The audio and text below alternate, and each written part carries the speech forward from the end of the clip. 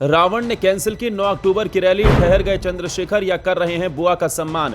Rally cancel करने के पीछे की वजह कर देगी आपको हैरान। उत्तर प्रदेश की सियासत हमेशा ही अपने उतार चढ़ाव और नाटकीय घटनाक्रम के लिए जानी जाती रही है। इसी कड़ी में बहुजन समाज के भीतर 9 अक्टूबर को होने वाली रैली का मुद्दा अचानक सुर्खियों में आ गया। यह रैली चंद्रशेखर आजाद के ऐलान के बाद से राजनीतिक गलियारों में चर्चा का केंद्र बनी हुई थी। खासकर काशी राम जी की पुण्यतिथि के मौके पर यह आयोजन इसलिए भी महत्वपूर्ण माना जा रहा था क्योंकि इसे 2027 के विधानसभा चुनावों की तैयारी के रूप में देखा जा रहा था। राजनीतिक जानकारों ने इसे एक तरह से सेमीफाइनल कहा, जिसमें बहुजन समाज के असली नेता और उनके जनाधार का माप लिया जा सकता था। दरअसल चंद्रशेखर आजाद ने लखनऊ में एक बड़ी रैली करने का ऐलान किया था। उनके ऐलान के कुछ ही समय बाद बहुजन समाज पार्टी के सुप्रीमो मायावती ने भी उसी दिन रैली करने की घोषणा कर दी। इस कदम ने राजनीतिक गलियारों में हलचल मचा दी। अब सवाल ये उठ रहा था कि दोनों नेताओं की रैलियों का आमने सामने होना बहुजन समाज में किसकी पकड़ ज्यादा है, इसे स्पष्ट कर देगा। कौन ज्यादा लोगों को खींच पाएगा और आखिरकार बहुजन समाज का असली नेता कौन है, इस सवाल का जवाब शायद इस रैली के जरिए सामने आ सकता था। लेकिन सूत्रों के हवाले से जो खबर सामने आई वो राजनीति के लिहाज से चौंकाने वाली रही। कई विश्वसनीय अंदरूनी सूत्रों के अनुसार अब 9 अक्टूबर को चंद्रशेखर आजाद की रैली नहीं होने वाली। ये फैसला पार्टी के अंदर चर्चा और विचार विमर्श के बाद लिया गया।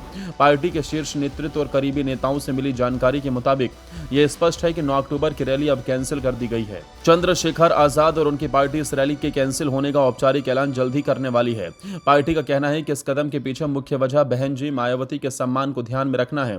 उनका मानना है कि बहन जी के सामने रैली करना राजनीति की दृष्टि से न केवल कठिन होगा बल्कि यह बहुजन समाज के अंदर गलत संदेश भी दे सकता है।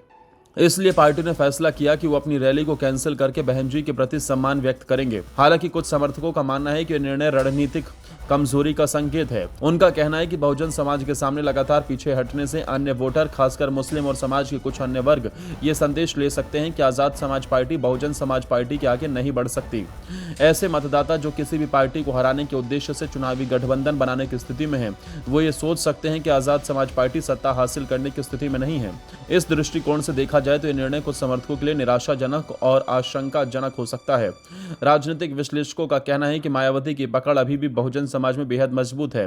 उनका ग्राउंड लेवल का संगठन, पार्टी का लंबा इतिहास और सत्ता में उनके कई वर्षों का अनुभव उन्हें जनाधार जुटाने में सबसे सक्षम बनाता है। उदाहरण के तौर पर हाल ही में बरेली में आयोजित सम्मेलन में भी देखा गया कि पार्टी के अंदर अंदरूनी कार्यकर्ताओं और समर्थकों की संख्या बेहद बड़ी थी। इसके साथ ही पार्टी ने पूरे राज्य में जगह जगह जिला और ब्लॉक स्तर पर कार्यक्रमों को पूरा नेटवर्क तैयार किया। रैली के लिए जगह, व्यवस्थाएं और लोग सब कुछ लगभग तैयार था। इसके विपरीत आजाद समाज पार्टी अभी संगठनात्मक तौर पर उतनी मजबूत नहीं है। हाल ही में अयोध्या में सम्मेलन में भी चंद्रशेखर आजाद ने किसी बड़ी रैली की घोषणा नहीं की। यह संकेत माना जा सकता है कि पार्टी अभी उस स्थिति में नहीं है कि बहुजन समाज पार्टी की जनाधार का मुकाबला कर सके। ऐसे में 9 अक्टूबर की रैली कैंसिल करना राजनीतिक दृष्टि से एक रणनीतिक निर्णय हो सकता है ताकि बड़े नुकसान से बचा जा सके। कई अंदरूनी सूत्रों के अनुसार चंद्रशेखर आजाद ने यह फैसला सोच समझ कर लिया है। पहला कारण यह है कि वो अभी ये नहीं मानते कि वो बहन जी के बराबर खड़े होने की स्थिति में है। दूसरा कारण यह है कि रैली के दौरान किसी भी गलत संदेश या विवाद से बचने के लिए यह कदम उठाया गया। तीसरा और सबसे महत्वपूर्ण कारण यह है कि आजाद समाज पार्टी चाहती है कि उनका आदर्श और नेतृत्व सम्मानित रहे। बहन जी के सामने अपनी रैली आयोजित करना उन्हें उनकी आदर्श स्थिति के खिलाफ लग सकता है। राजनीतिक जानकारों का कहना है कि यह फैसला तुरंत फायदे या नुकसान में नहीं देखा जा सकता। ये एक लंबी रणनीति का हिस्सा हो सकता है। चंद्रशेखर आजाद ये संदेश देना चाहते हैं कि वो सम्मान और अनुशासन को प्राथमिकता देते हैं। वहीं कुछ समर्थक इसे कमजोरी और पीछे हटने के संकेत के रूप में देख रहे हैं। इस बहस में कोई भी फैसला पूरी तरह सही या गलत नहीं कहा जा सकता, बल्कि इसे राजनीतिक परिस्थिति और भविष्य की रणनीतियों के संदर्भ में समझना चाहिए। इस पूरे घटनाक्रम से यह स्पष्ट होता है कि 9 अक्टूबर की रैली अब नहीं होने वाली। चंद्रशेखर आजाद के इस कदम ने राजनीतिक गलियारों में बहस और चर्चा को जन्म दे दिया। अब यह देखना दिलचस्प होगा कि पार्टी और उनके समर्थक इसे किस नजरिए से लेते हैं। क्या यह कदम बहुजन समाज के भीतर राजनीतिक स्थिरता और रणनीति को मजबूत करेगा या इससे उनके कुछ समर्थकों में असंतोष पैदा होगा? यह आने वाले समय में ही स्पष्ट होगा।